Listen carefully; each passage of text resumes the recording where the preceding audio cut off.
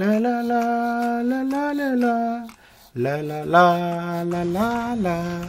La, la, la, For nearly 2 decades, the government of Sudan la, la, la, la, la, has waged a brutal and shameful war against its own people. Why do we retell the story of one person? I think one voice, one story is what it takes to make one person care enough to make a difference in their community. To be involved in an experience that changes your psyche, it changes the way the blood courses through your heart in such a way. It's really selfish that we're able to be involved in such a project. I have always just gotten jazzed by helping people change their lives. Personally, it was an opportunity to do something unequivocally good.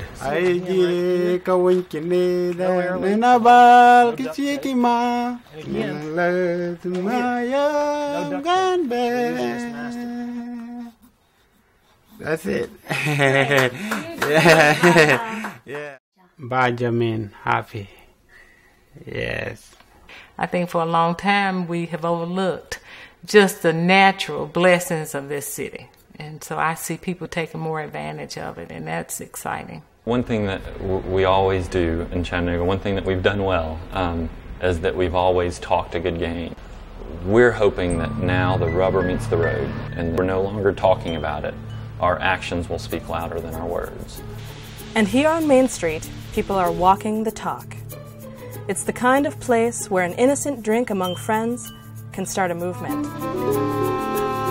I met with Josiah from Coptics, and we were having drinks one night, and We're sort of kicking around ideas. Maybe we can make this to benefit Habitat, and then we just kind of got going, and next thing you know, it was, well, let's do a house too. the next thing that had happened was not only were we going to make this 24-hour Christmas event a Habitat fundraiser, we were going to try to blitz build a house in the week leading up to the event.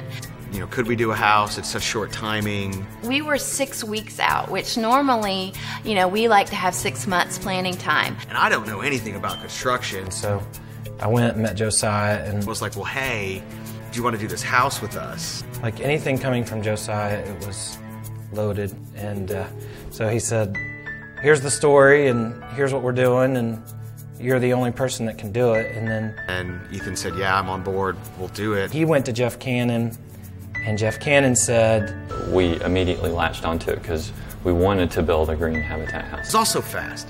It was just meeting. Who do we get involved to do this? Where do we find this property? Everyone in the South Side just embraced the idea and got on board. Lyndhurst and the McClellan Foundation and others and the Community Foundation who got involved and got behind this project. I mean, they were essential, but you had lots and lots and lots of little businesses and little people all doing what they can do to do sort of a good thing. The next step in the process was for me to go to Connie, who works with Family Services, and say, who is the next family that is available for a home? And so she said, do you have a family in mind? And I said, well, sure. Baja came to the head of the list because he had more hours than anybody. And I knew that he would be so happy to have the opportunity to get his home. So I really didn't have to think about who the person would be.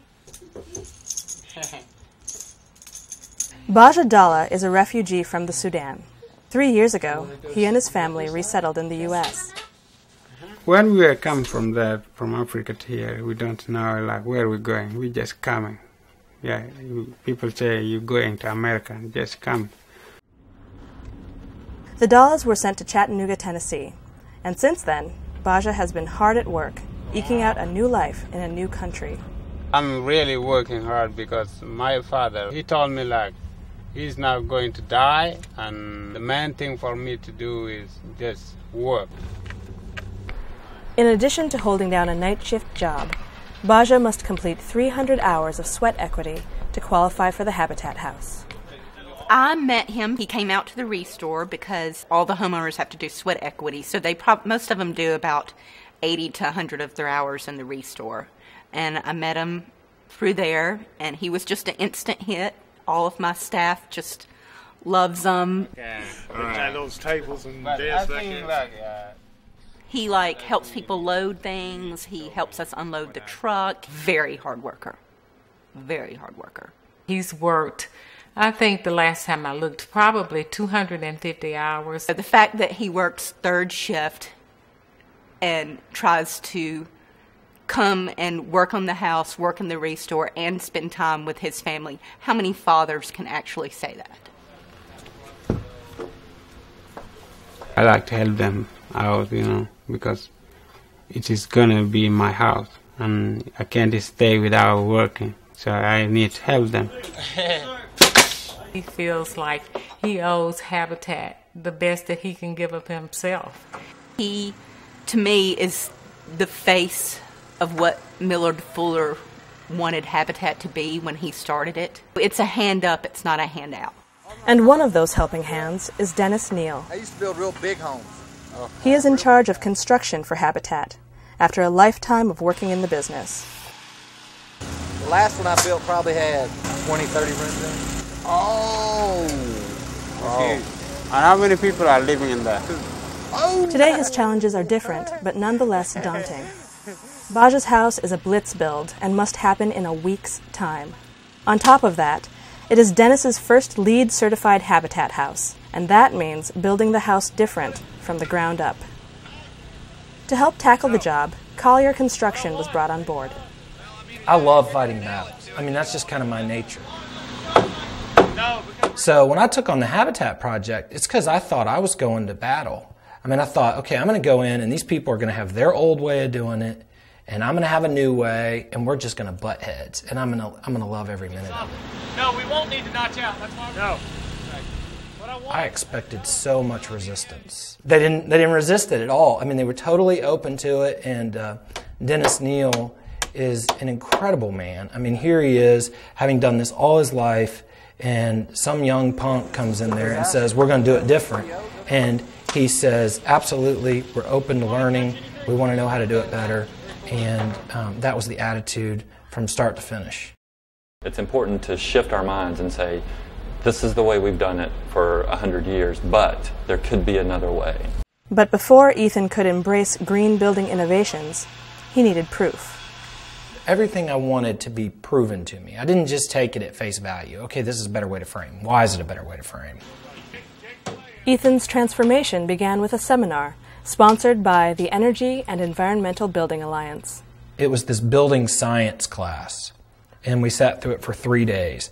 Even before the class had ended, Ethan had seen the light. I would literally get up, walk out of the classroom, and call my superintendent and go, please stop. And he's like, they've already started. And I'm like, no, stop. He's like, what do you want me to do? I'm like, I don't know exactly yet. I just know that that's wrong and this is right, and we have to figure out another way of doing it. Collier Construction has made the leap and now is a leader in green construction practices. For Ethan, it's just good science. So one of the things that you're going to see that we do different here, it happens to be that good building science means that you build a home that's green. It also means that you build one that's sustainable. All it's doing is taking what we've known about science and applying it to buildings and simply changing the way we do things. And Ethan can explain the how, the why, and the science behind everything they do. We're using trusses, and a little bit of water can do a lot of damage if it doesn't have a way out. This entire wall system stays dry all the time. We don't want to trap moisture in the wall. Green modifications are made at every point in the construction to ensure a better built house. Normally what you would see here is you'd see this piece of flex ductwork coming into this rigid pipe, and they would just take gobs and gobs of duct tape, and they would cover it up and cover it up, and you'd have tons of air leaks. And air will actually find any hole that it can find in the house, and it will move through the wall. The way this is sealed up, there won't be any air leaks at all. Taking all of these things that we know and applying them to buildings is something that is revolutionary. A lot of people are afraid to do that sort of thing because they think. And what does Ethan do if he runs across someone who doesn't see the light? We change their mind every time. I mean, we just have to. Ethan's not the only eco-advocate in town. I'm Baja. Nice to meet you. Nice to meet you. Yeah. Jeff Cannon of Green Spaces is blazing a green trail into uncharted territories. We're building a pavilion, so we're doing a lot of work. We're going to change the way buildings are built. That's ambitious, and some might say Pollyanna, but we're doing it, and we're showing it. And I think that anytime you're talking about a green movement, you've got to say, what are our goals? Are our goals clear? What do we want to accomplish? And then let's go attack it. Affordable housing is one of our #1 goals. But convincing affordable housing builders to go green is a hard sell, because many contractors believe building green costs more.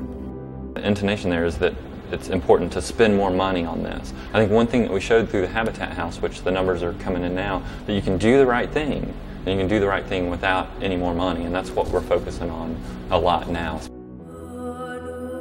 The battle won't be won overnight, but Habitat's participation in a LEED certified house will help provide hard numbers to back up claims.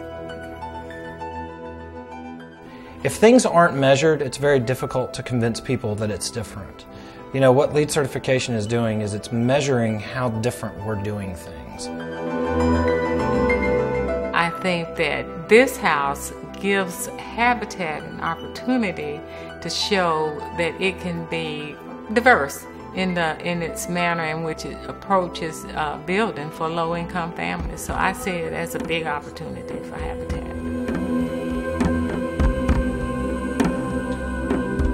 You know, I don't know if we can build LEED certified houses, but I would like to see us build as high up to LEED as we can possibly go.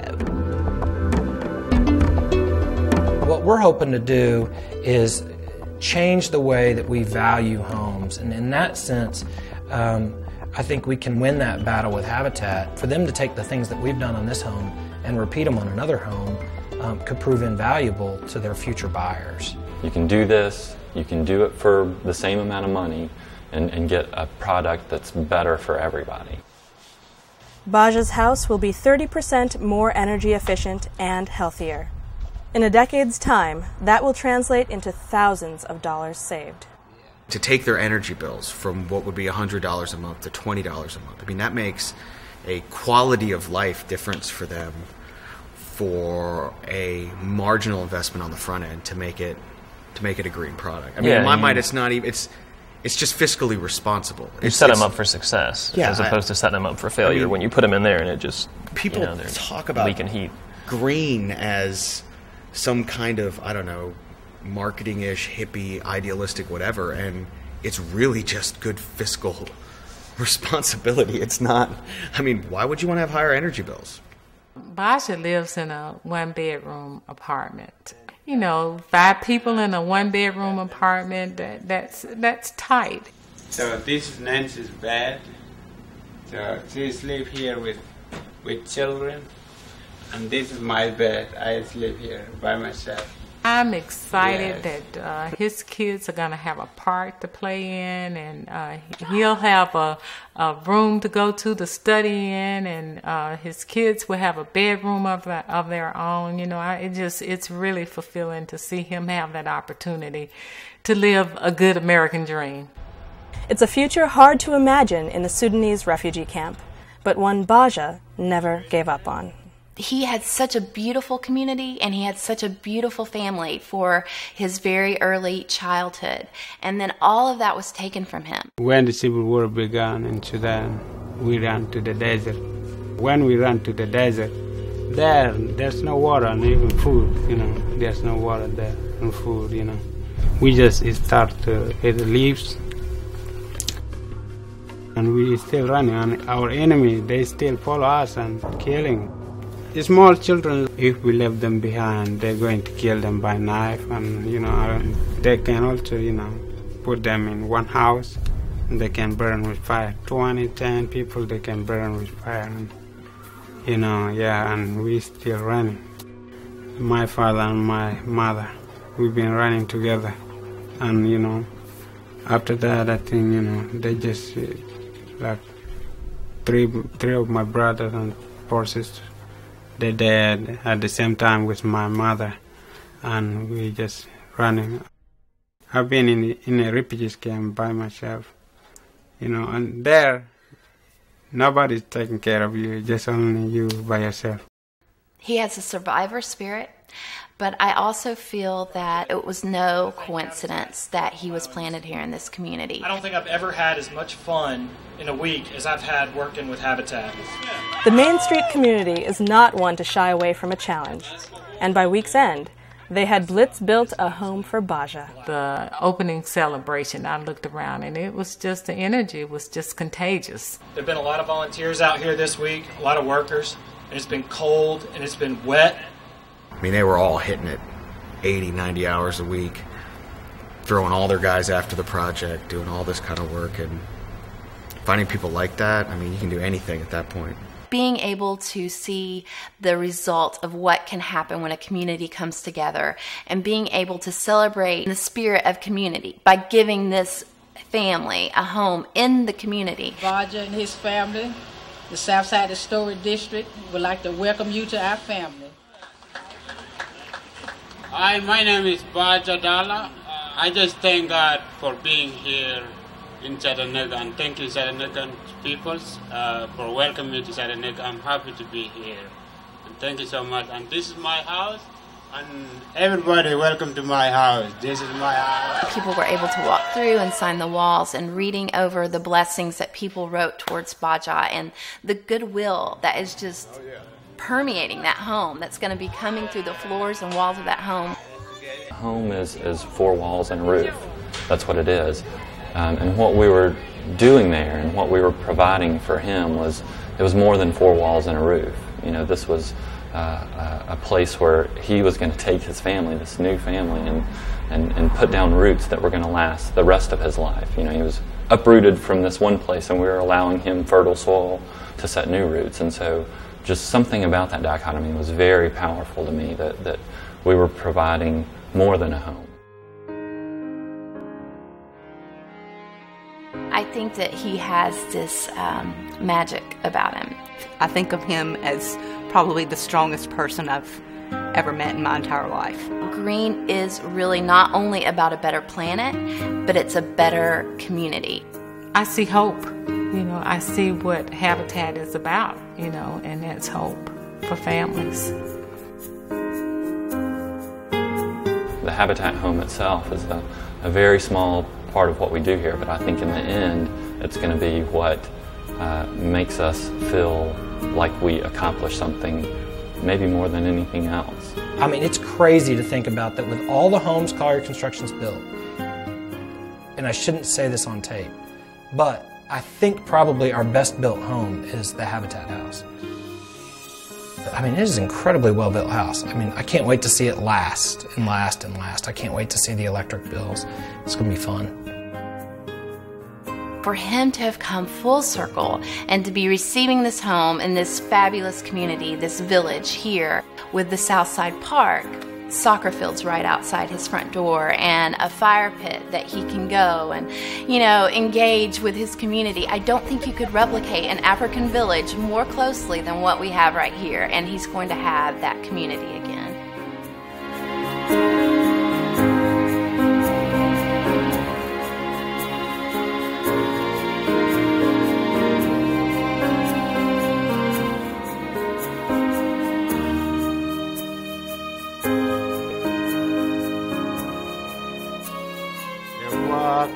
Bediti abwaka be, yabwaka bediti abwaka be, yabwaka be yasute, poiwone tezin yakedai, yake jai, valvere foje. That's it.